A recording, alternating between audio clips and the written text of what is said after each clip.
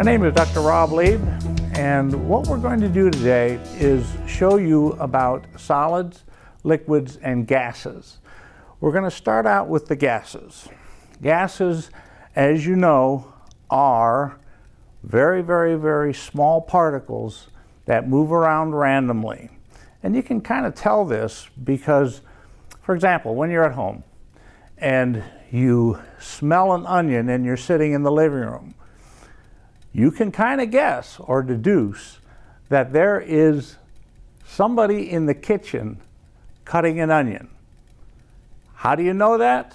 Well, the little onion juice vaporizes in the air, wafts, and gets knocked around by those little molecules and drifts into the living room. Therefore, you know that the gas molecules are moving, and you can smell them with your nose without ever having seen them or heard the onion being cut. So, what we're going to do is try to understand exactly what's taking place in the gases, in the liquids that result from those gases, and in the solids themselves. The question that we're going to answer is, how do balloons blow up? And in specifically, what I'm going to do is show you 3 different ways to blow up a balloon. Now, everybody knows how to do that. How many people have blown a balloon up? Almost everybody. And if you take a balloon, and we'll take this red one here, and blow it up,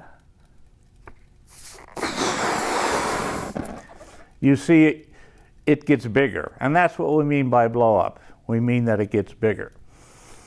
The balloon itself inflates in volume, and the question isn't, does it do that? Everybody can see that it does do that, but why does it do that? And to answer that question, what we're going to do is go back to our model. This is our model, and you can see it models what it is that we're talking about. Scientists, when they're doing demonstrations or trying to understand something, they pick something that isn't the real thing in order to get to understand how the real thing works. The thing that we're going to be using today is some BBs, a Petri dish, and we have to notice the differences between our model and what really exists. And our model is very much like the thing that really exists. If you look at a BB, you notice that all the BBs are the same, just like the gas molecules. All the gas molecules are the same. The difference between our model and reality is that the BBs are not moving. As I explained with the onion, we know that gas molecules actually do move. They move because they transport the onion scent from the kitchen to your nose. So what we have to do is modify this model in order to make sure that the gas molecules move. And how do they move? Gas molecules don't march along together. They move in a random fashion.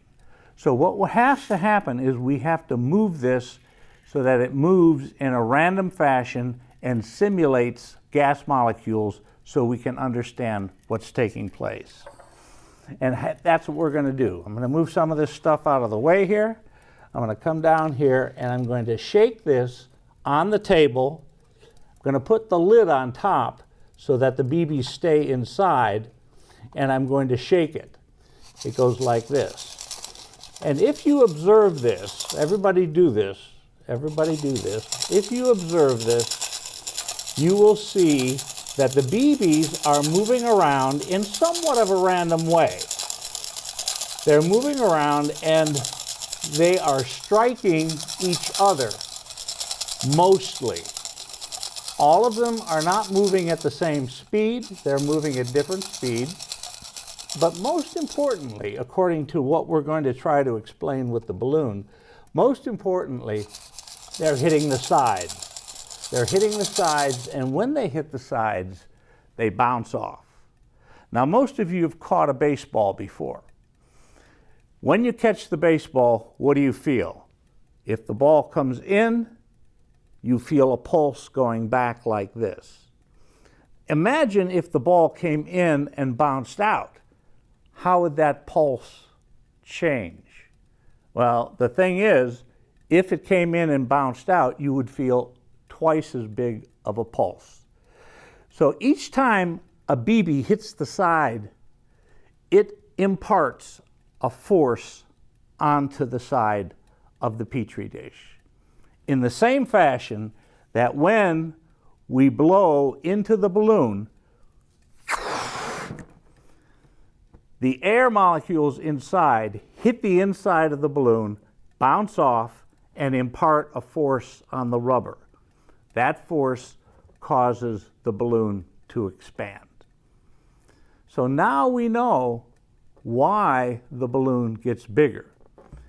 When we pump more gas into the balloon by adding air, the balloon gets bigger. Why? How can we change our model to simulate that action? Well, the way that we would do that is that we could take more BBs, add them to the Petri dish, and shake it, and you would see that there would be more BBs hitting the sides of the Petri dish. Just like when you blow air into the balloon, there's more air hitting the inside. When there's more air hitting the inside, the balloon expands. It gets bigger because of the larger force. All right, now you understand not only how to blow a balloon up, which you already knew, but you understand why the balloon gets bigger. Like that. All right, now I have the second question. That's the first way to blow a balloon up. Secondly, this is the balloon I want to blow. I want to blow this balloon up. I want to make this volume bigger. How can I do that? Now, I've had lots of answers from various students, and they say, well, you can drill a hole in it and add air. You can use water. No, we're going to use this balloon, and we're going to blow this balloon up with the information that we have. We're going back to our model. How does that model tell us how to blow this balloon up? Well, when scientists have a problem like this, they look at it and they try to understand what's taking place.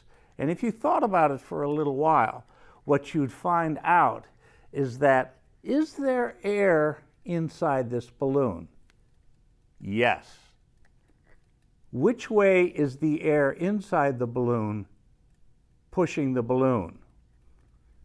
Out. Each of the gas molecules inside, when they hit the rubber on the inside, push the balloon in the outward direction. Is that all the air that's affecting the balloon? No. Air on the outside of the balloon is pushing against the outside of the balloon. And which way is that pushing? That's pushing in. So we have two gases producing two different actions on the balloon. The air on the inside pushing out, the air on the outside pushing in. What do you think would happen if I took away the air on the outside? Okay, that's what we're going to do. This is a bell jar, and what we're going to do is use this and a vacuum pump in order to test our hypothesis. Our hypothesis is, if we take the air away from the outside, the inside air will still be pushing on the inside of the balloon, therefore it should expand because the outside air is no longer pushing in. We put the balloon inside the bell jar. We attach the hose to to the vacuum pump. And remember, the vacuum pump, all it does is take away the air through the tube by means of a motor. That air reduction takes away the molecules hitting the outside. The air inside the balloon is trapped. It can't get out. So let's try and see if our experiment works.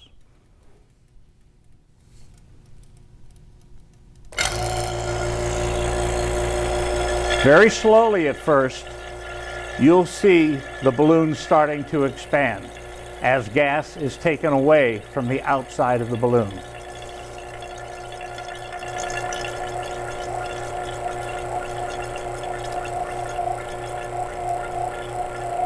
Eventually, we come to the point where the pump reaches its limit and the air leaking in around the seal on the bottom is about the same as the air being pumped out.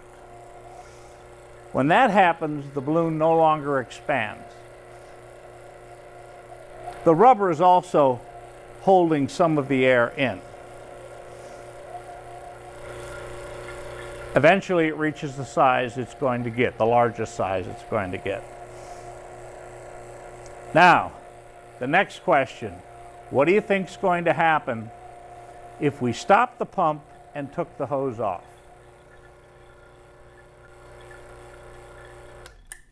Stop the pump, take the hose off, and the air rushes back in. It rushes back in. It starts to pump the air inside more and more and more until the balloon is compressed back. Now, if you take this out and feel it, you'll feel that the balloon is a little bit warm.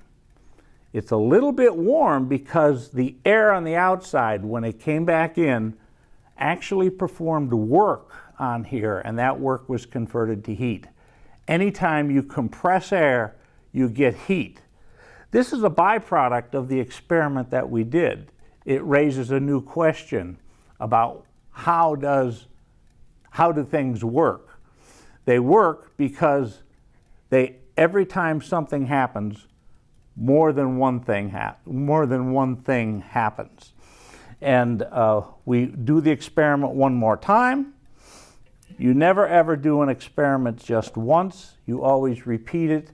And just to demonstrate that, we're going to perform this experiment one more time. You see, when you do the same experiment the same way, you expect the same results. If you get some different results, then you have to look back to find out what happened differently. Because the great thing about science is that every time you do an experiment under the same conditions, the exact same thing happens. But there's always more happening than you know about. That's another great thing about science. The balloon is about the same size that it was before, almost exactly the same size, because the pressure difference is exactly the same. And when we take the hose off after we stop the pump, we should see exactly the same thing happening, or nearly exactly the same thing.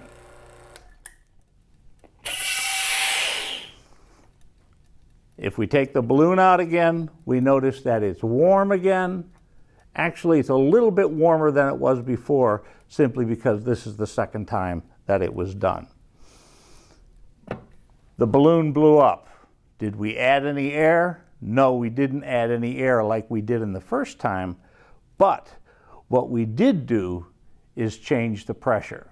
So there are two things that are important: the number of gas molecules inside the balloon and the pressure difference inside the balloon, between the inside and the outside of the balloon. So pressure and number are very important quantities. Now let's look at our model again. What are the other things that can change the volume of a balloon? if you look at this, okay, we've already taken into account the number of BBs and the pressure because of the BBs hitting the side. What else could affect the volume of a balloon? Well, I'm sure that if you remember, if you took a balloon and you changed its temperature, that things might change. Imagine putting a balloon inside of an oven that's warm. What do you think is going to happen? All right, what do you do in order to represent that condition in our model? What we're talking about here is changing the temperature. We want to change the temperature so that the molecules act differently under the higher temperature. What do you think? Well, if you shake kind of slowly, you notice that the molecules don't move as fast. They move slowly and they hit on the side slowly. If we increase the speed, you can hear it as well as see it. They hit each other more fiercely. They hit the sides with greater velocity. And might that greater velocity cause an increase in the force imparted to the balloon? Well, before you came, what I did is I blew a balloon up and I put it into here, which has some liquid nitrogen. You can hear the balloon crackling a little bit. Let me show you liquid nitrogen, because this will lead us into our next portion about liquids. Liquid nitrogen is nitrogen from the air that is made so cold that it starts to turn into a liquid. And you can see it here.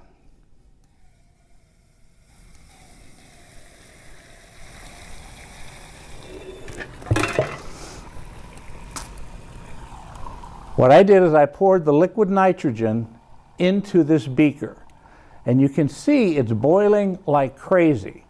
This is like putting water into a red hot skillet, because the temperature difference of the beaker at the beginning is very, very, very high compared to the liquid nitrogen. Liquid nitrogen is at about minus 200 degrees centigrade. Very, very cold. And listen.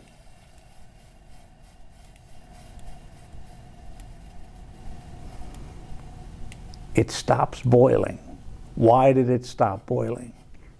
It stopped boiling because the temperature of the bottom of the flask got to the same temperature as the liquid nitrogen. When that happens, the boiling stops. We're going to talk about boiling a little bit later, but I wanted to show you just how cold liquid nitrogen was. So what happens, do you think, when the balloon comes out of the liquid nitrogen? Let's do the experiment. Notice I put this on the warm table and it started boiling again. Here we go.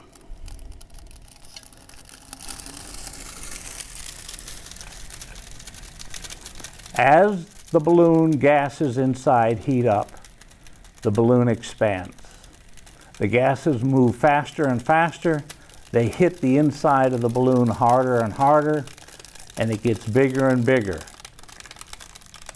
That crackling sound is something that we're going to look at in a little while, because balloons usually don't crackle, do they? But we're going to take a look at that as well. This is the balloon that's blown itself up. Because of pressure difference? No. Because of increased gas inside? No. Because of the change in temperature. The gas molecules are moving faster and faster, and they hit the inside of the balloon harder and harder. They make it expand. We do it one more time, and listen as I put the balloon back in the liquid nitrogen. I'm going to have to add a little bit more liquid nitrogen to the beaker. We kind of used it up.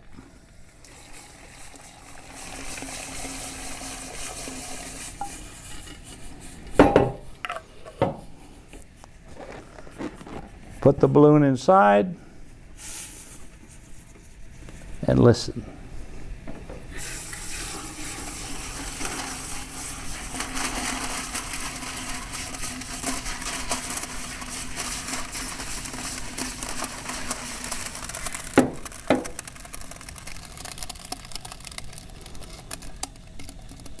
That crackling is the solid balloon. Rubber is a solid, but when it gets very cold, it changes its nature. It goes from being a ductile solid into being a brittle solid. If I did this many, many, many times, cracks would start to form in the balloon. But this is a fresh balloon, so it should be pretty good. All right, we're just about done. And we bring it back out again.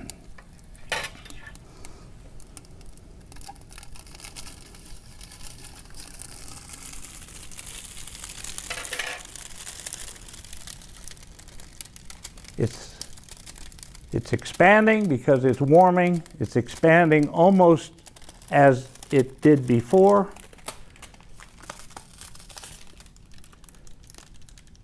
Rubber does not conduct heat very well, therefore I can touch it without fear of being frostbitten. And we have our balloon back again. This is what it was like when I blew it up before it got cold. So we found the third way to blow a balloon up, by increasing the temperature. And we understand why the temperature makes it increase in volume. So we have three things that cause a volume change. It's the number of gas molecules, the pressure difference, or the pressure of the gas molecules, and the temperature. Those three things control the volume. And what scientists do is they make a law up that defines how gases act. It's called the ideal gas law, and it's the pressure times the volume equals the number of gas molecules times the absolute temperature times a constant. And that constant is the universal gas constant. Okay, now, if gases get very, very, very, very cold, we saw that they change into a liquid. And how do we simulate that with our model? We simulate it by pretending that the gas molecules begin to attract each other. And we can do that by just tipping the Petri dish up just a little bit so that they kind of pool at the bottom. Now, the gas molecules are still in motion.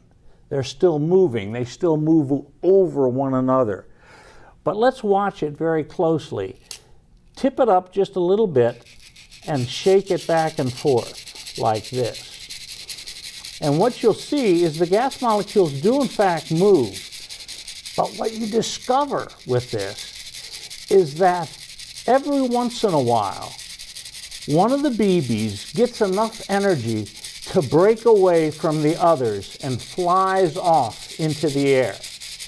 When that happens, that does happen because of an energetic gas molecule leaving the liquid behind.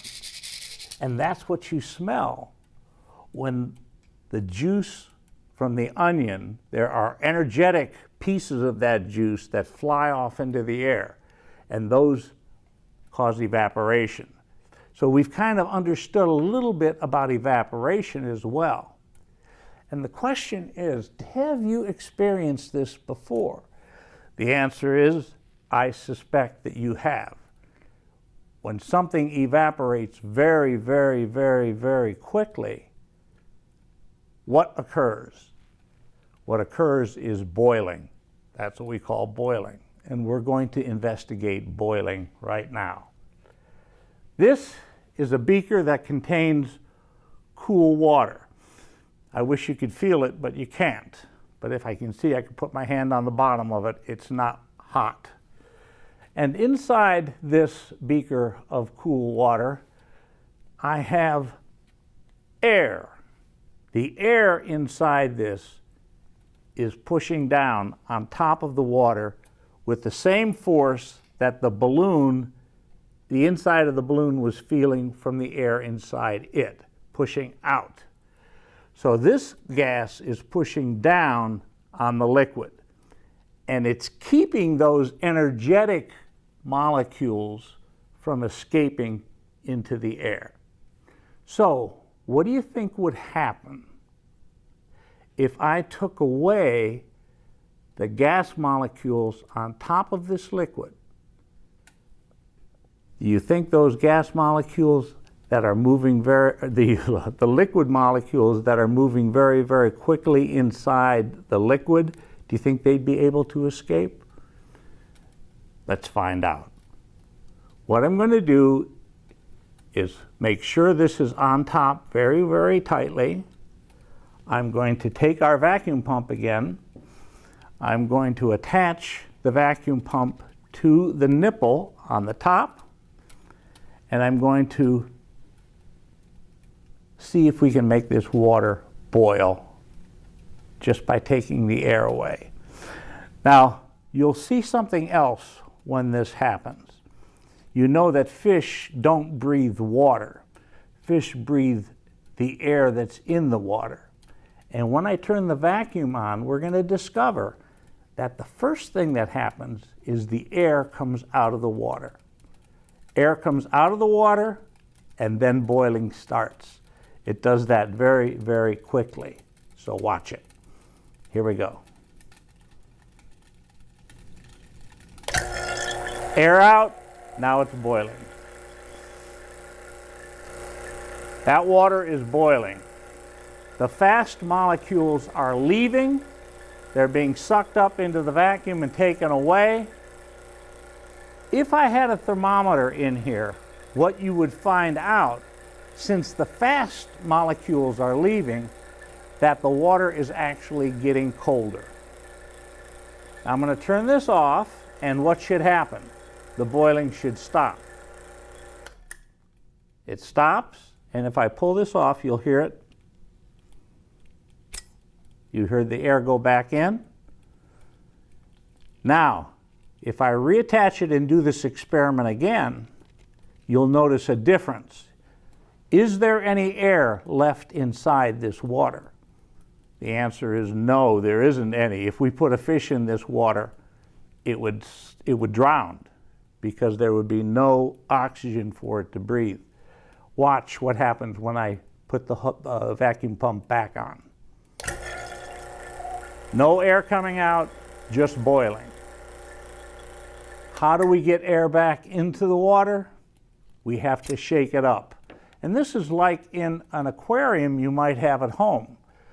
You have a little bubbler, and that bubbler puts air back into the water that the fish breathe. So let's simulate that bubbling by shaking this. Now the air is mixing with the water.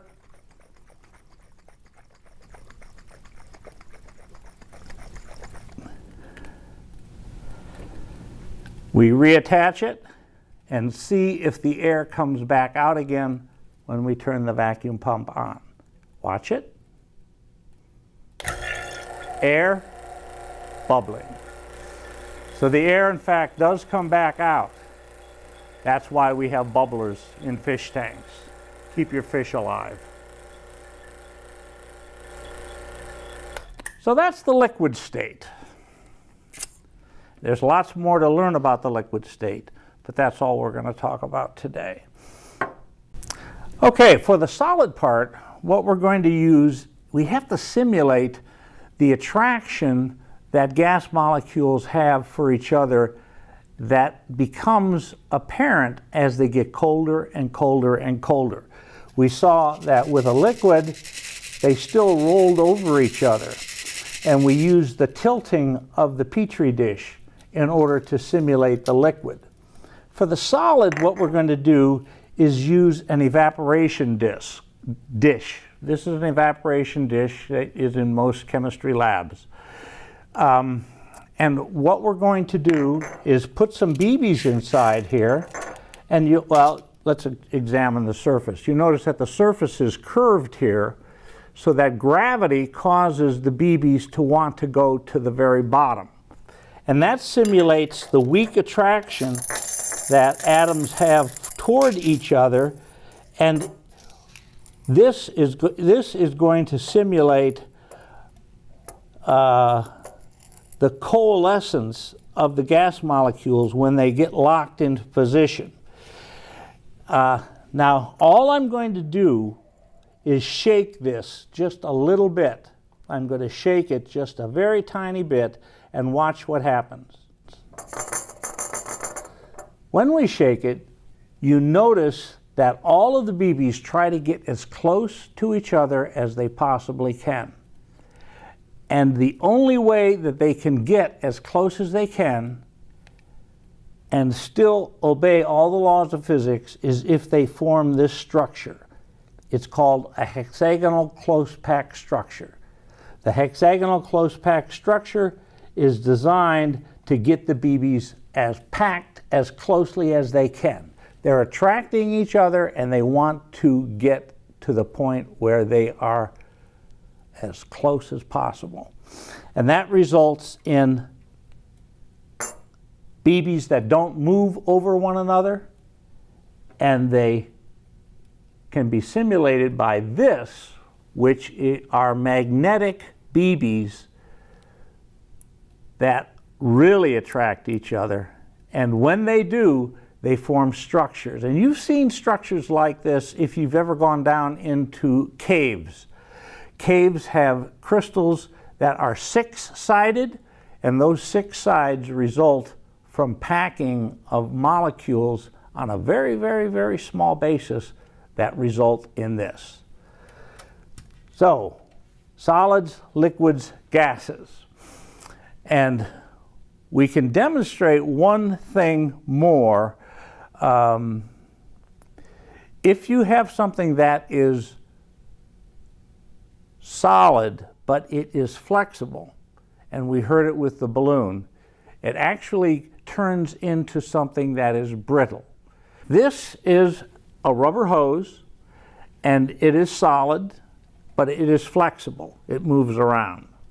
And what I'm going to do is show you how these things change, and it gives you a little bit more of an understanding of what solids are and all the different kinds that you have. I'm going to use the liquid nitrogen again. We'll take out the balloon here, put that over here, add a little bit more liquid nitrogen.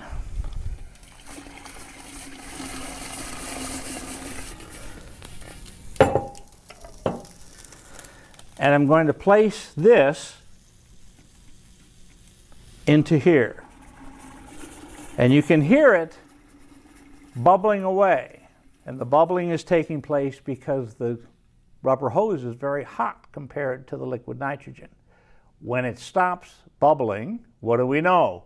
We know that the rubber that's inside the liquid is about the same temperature as the liquid itself. And if I take it out, now,